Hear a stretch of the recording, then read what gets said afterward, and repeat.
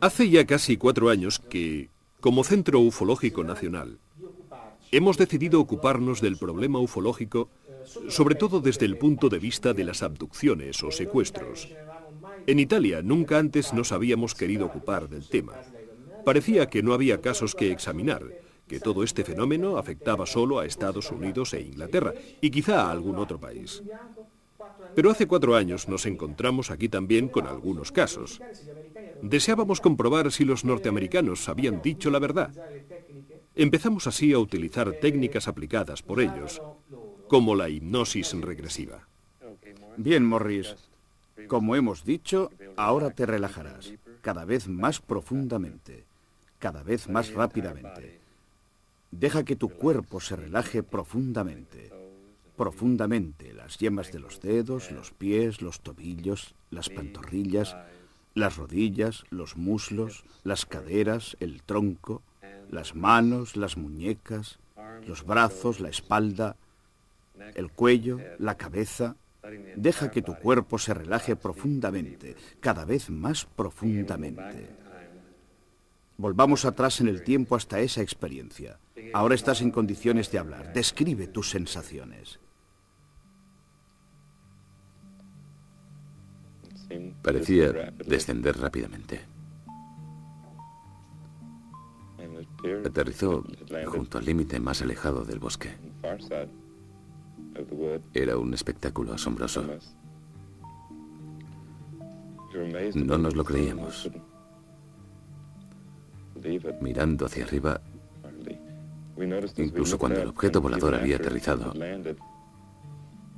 parecía que había algo, como unas partículas que caían del cielo.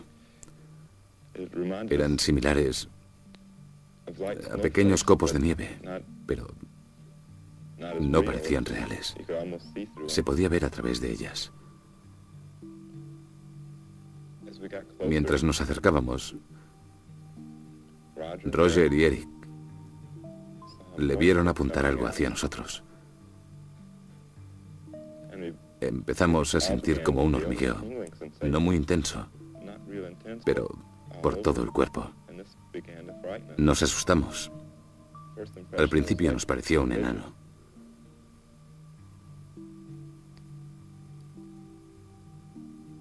Llevaba un uniforme, una especie de traje espacial, como los que se ven en televisión. El casco y el traje eran blancos. Y el casco tenía algo delante, sobre la cara. Parecía más o menos una persona. En unos instantes volverás al estado normal. La experiencia ha pasado. Ahora estás de nuevo aquí, en el tiempo presente. Te sientes bien. Si quieres, puedes contar mentalmente hasta 5. 1, 2, 3. Estás volviendo al estado normal. Te sientes bien. 4. No te despiertes del todo hasta 5. Te sientes bien. 5.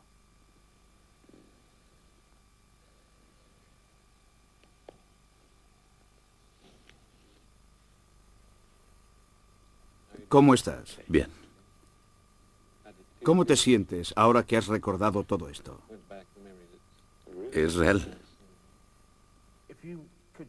Al día siguiente de haber recordado lo sucedido, te puedes despertar con el impulso del suicidio, de tirarte por un puente.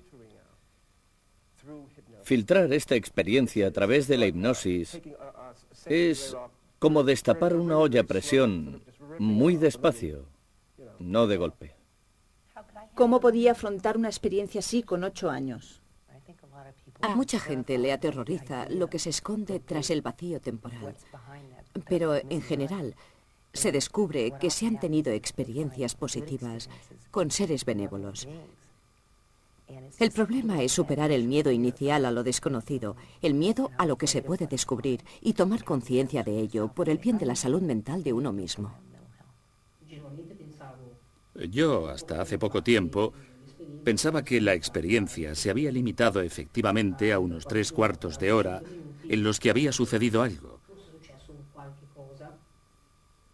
Es lo que se conoce como missing time, Uno no recuerda lo que ha sucedido y consigue llenar estos huecos entrando en hipnosis regresiva, que en mi caso llevaron a cabo el doctor Moretti y el profesor Corrado Malanga. Es difícil explicar lo que sucede realmente. Existen muchas hipótesis.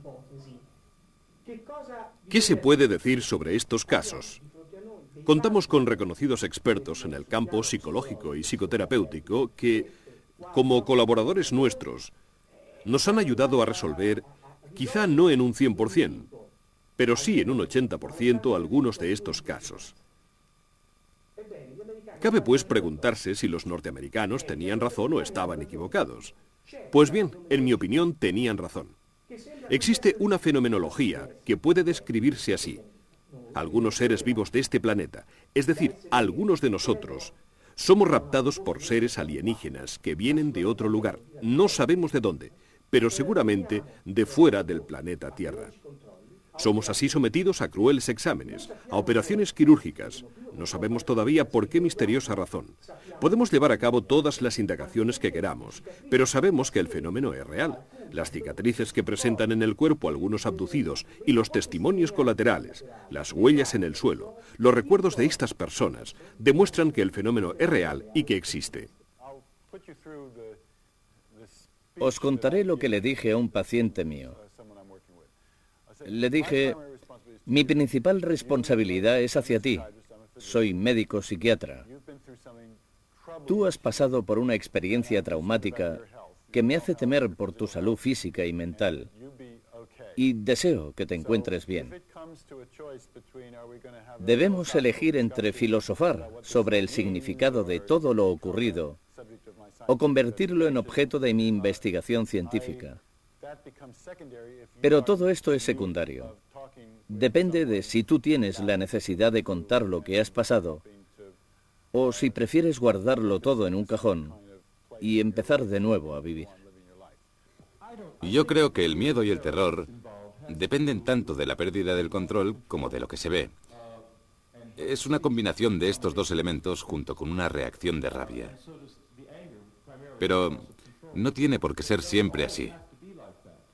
Es posible que en este tipo de experiencia pueda intervenir un factor de voluntad dentro del elemento control.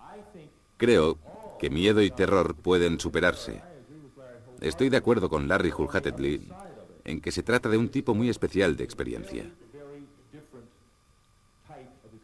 En mi opinión, la gente que ha tenido experiencias de esta clase debe ahora recorrer un extraño, ventoso y oscuro camino, al final del cual el miedo ya no existe.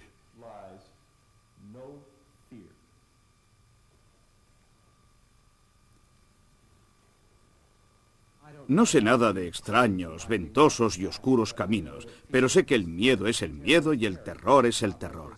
No creo que existan marcas especiales en bonitas letras rojas para aquellos que han sido víctimas de un secuestro por parte de seres alienígenas. El miedo y el terror a cualquier nivel pueden ser tratados y eliminados.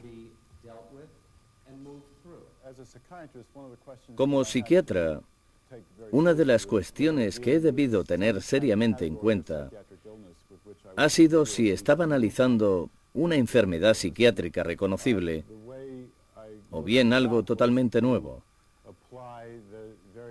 He tratado de afrontar el tema de manera que pudiera aplicar los más ortodoxos principios del diagnóstico psiquiátrico.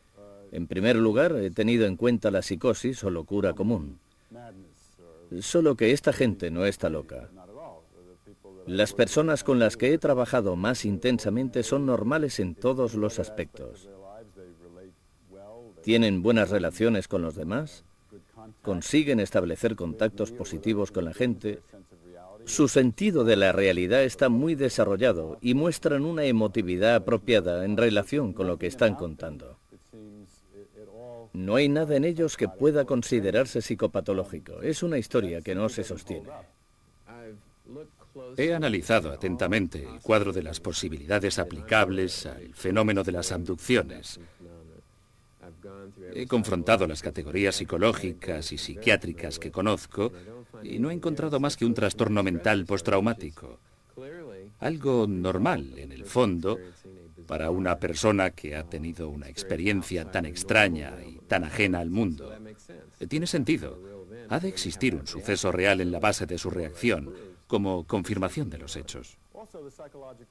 Además, las pruebas psicológicas realizadas por Owen Parnell en Utah, por Elizabeth Slater en Nueva York, y las pruebas que yo mismo he llevado a cabo con ayuda de médicos y psicólogos, han ofrecido todas ellas resultados idénticos. Es decir, que estas personas sufren un ligero o moderado síndrome postraumático. Han pasado por un mal momento. Se encuentran en el límite del típico agotamiento o derrumbe de quien ha sufrido una experiencia traumática. Un derrumbe causado únicamente por esa experiencia y no por un trastorno de la personalidad. No se trata de un problema psiquiátrico fuera del contexto traumático. Durante más de 2 años he trabajado junto con psicólogos y asistentes sociales en el estudio de sujetos abducidos. Es difícil obtener su colaboración y convencerles de que se sometan a pruebas psicológicas. Se sienten tratados como cobayas, lo cual es comprensible. El estudio se ha realizado sobre una muestra de 20 personas. Hemos realizado importantes progresos al encontrar elementos cruciales, como el hecho de que algunas de estas personas presentaban trastornos psíquicos notables, hasta el punto de considerar conveniente su tratamiento psiquiátrico. Cerca de un 50% de los sujetos implicados en experiencias de secuestro prácticamente análogas resultan afectados. Admitiendo que se trate de gente normal, tal y como ha señalado Bud Hopkins, se constata que efectivamente algunos son normales, pero una fracción significativa no lo son. Por consiguiente, considero que en un estudio se debe tener esto en cuenta. Son episodios tan misteriosos y tan extraños que queremos explicarlos a toda costa para enmarcarlos en una estructura lógica de pensamiento, de realidad y de experiencia. Pero no hay pruebas. No existen teorías sobre este punto que puedan derivar de mi experiencia psiquiátrica, de diagnósticos clínicos, de referencias mitológicas, del folclore o de la historia. Estas explicaciones pueden servir en lo referente al pasado cuando había personas que pensaban que habían sido raptadas por hadas o por gnomos. Eran fenómenos aparentemente similares, pero carentes de la componente tan realista presente en cambio en los secuestros. Sigo, por tanto, pensando que se trata de un gran misterio que podría tener un significado importante, pero para el que no tengo ninguna explicación. ¿Cómo consiguen estos seres confundir nuestras ideas, crear en nuestro cerebro unos vacíos temporales llenos de recuerdos equivocados? Es algo que descubrimos precisamente con este caso de Génova. Debo decir que tuvimos suerte. Como en todas las cosas, algo de suerte siempre hace falta. En efecto, Valerio describe exactamente lo que le está sucediendo. ¿Y por qué le está sucediendo? Dice: me hacen ver recuerdos de mi vida, lugares, olores, espacios, gente, todo junto. Y yo le pregunto, ¿por qué? Estos seres que hablan con voces de hombres y de mujeres, todos juntos, me dicen: para darte estabilidad mental. Extraña respuesta. ¿Qué quiere decir? ¿Y qué sucede en realidad? Pues que en un determinado momento, esta serie de visiones, de sonidos, de vivencias, se desvanece. Es como si yo tuviera una caja con todos los recuerdos mezclados de Valerio, y Valerio construyera un conjunto de recuerdos a partir de vivencias suyas, de momentos vividos realmente pero completamente perdidos en el tiempo. Se encuentra con un amigo hoy. Lo ve en un coche que tenía hace 10 años en un lugar que ha visto con otros amigos y en otra situación. Es decir, construye un falso recuerdo, pero hecho con piezas reales. Y las voces que hablan, las voces de hombres y mujeres juntos, dicen: esto sirve para darte estabilidad, como diciendo: no te queremos dejar un vacío temporal, te damos un recuerdo alternativo. Y luego dicen: no te preocupes, lo hacemos todo por tu bien. Esta frase es recurrente en todos los abducidos que nosotros hemos estudiado hasta ahora en Italia.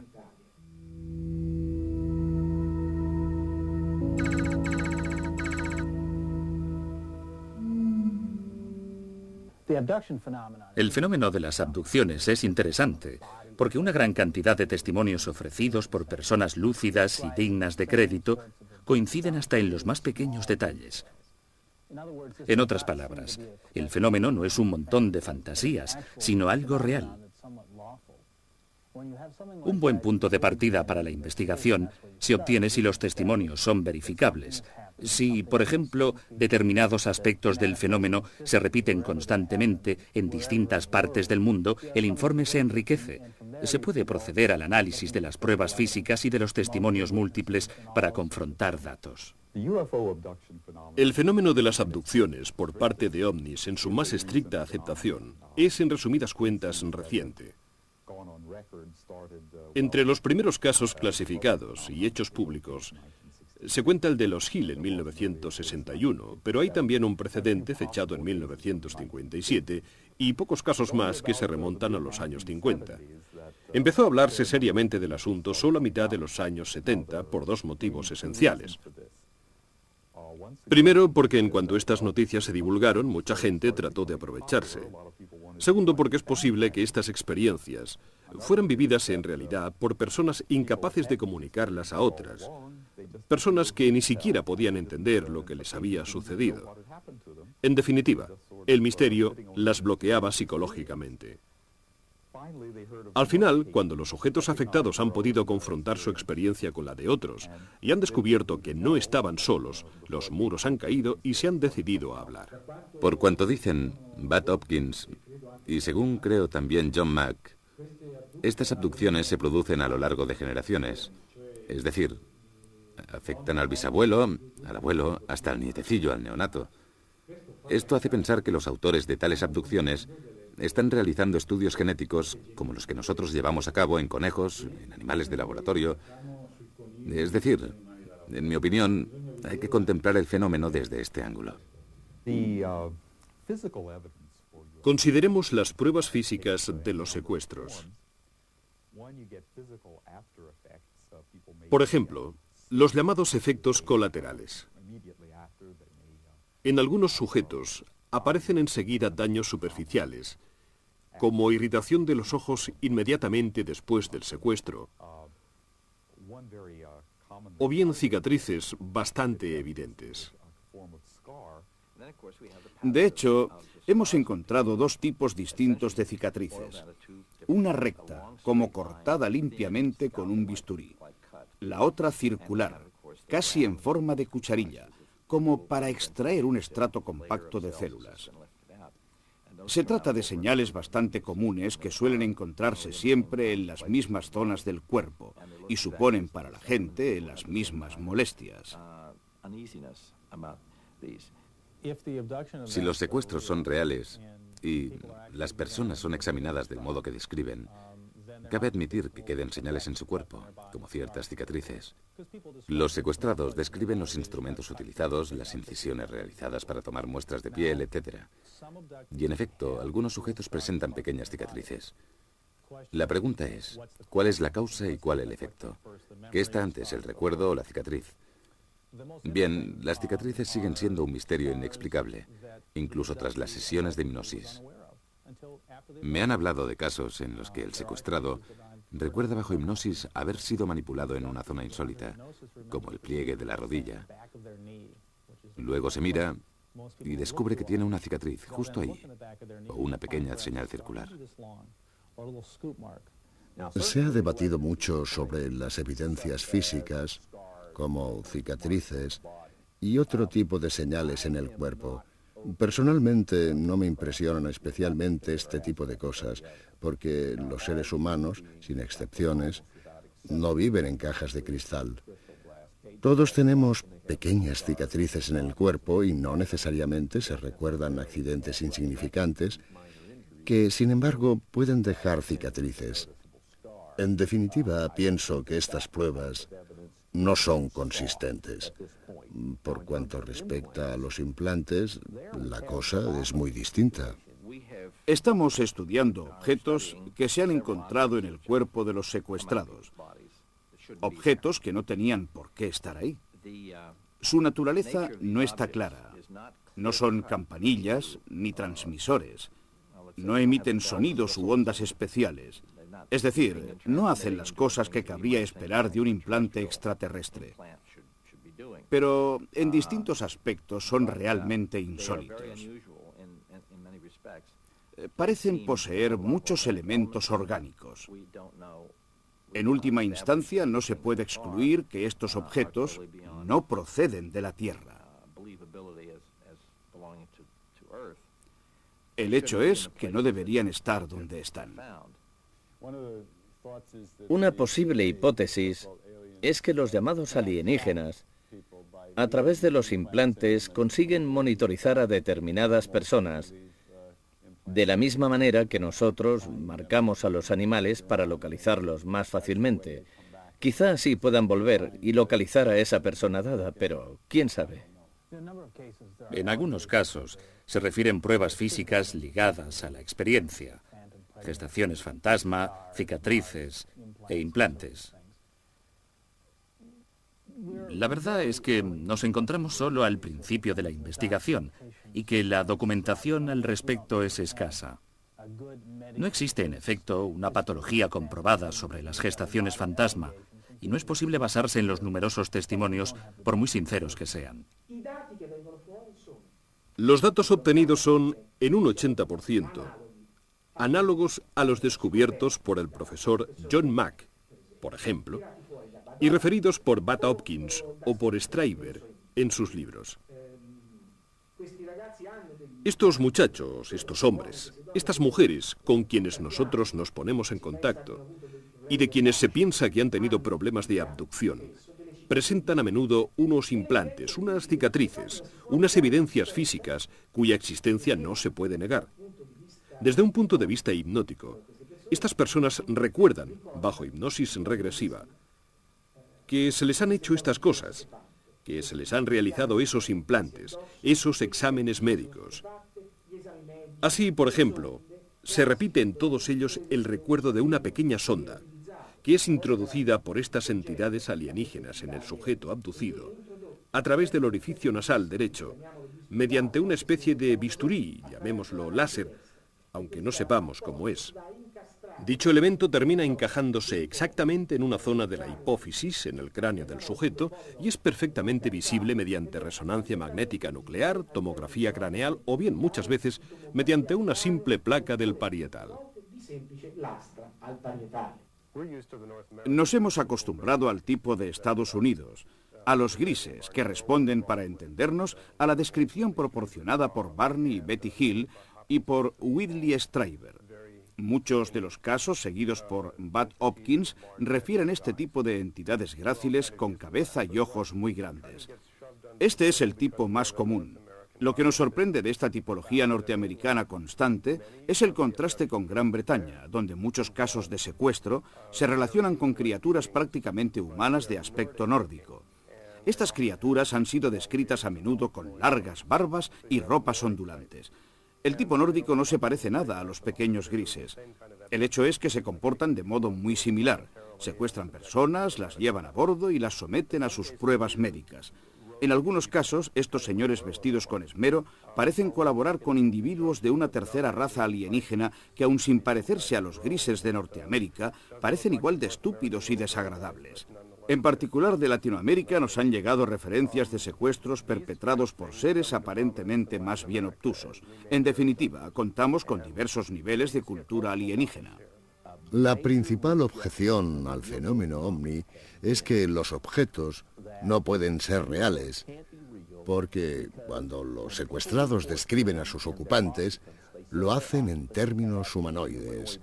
Cabeza, ojos, cara, más o menos como nosotros, tronco, dos apéndices a modo de brazos y dos a modo de piernas. Los humanoides, aun cuando no se nos parezcan demasiado, son reconocibles. Las entidades tenían una estatura de alrededor de 1,5 metros. Eran delgadas, de cabeza delicada, a tono con el cuerpo también delicado. Algunas vestían ropas oscuras, quizá monos, una especie de protección térmica de nuestra atmósfera. La cara quedaba también oculta por el traje.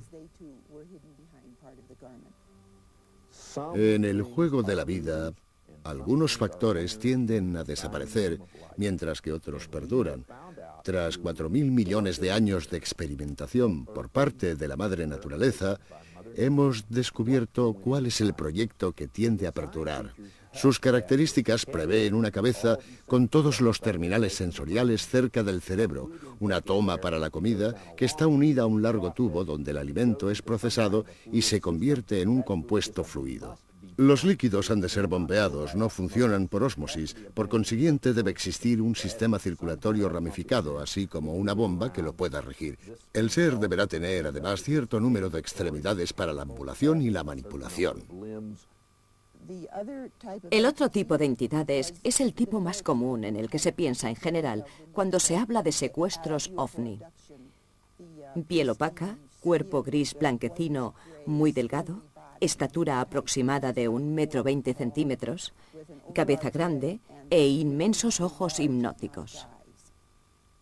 La forma humanoide obedece, probablemente, a un desarrollo lógico a escala planetaria, y no parece casual. Por otro lado, nadie espera estrechar la mano de un ser de otro mundo en un primer encuentro.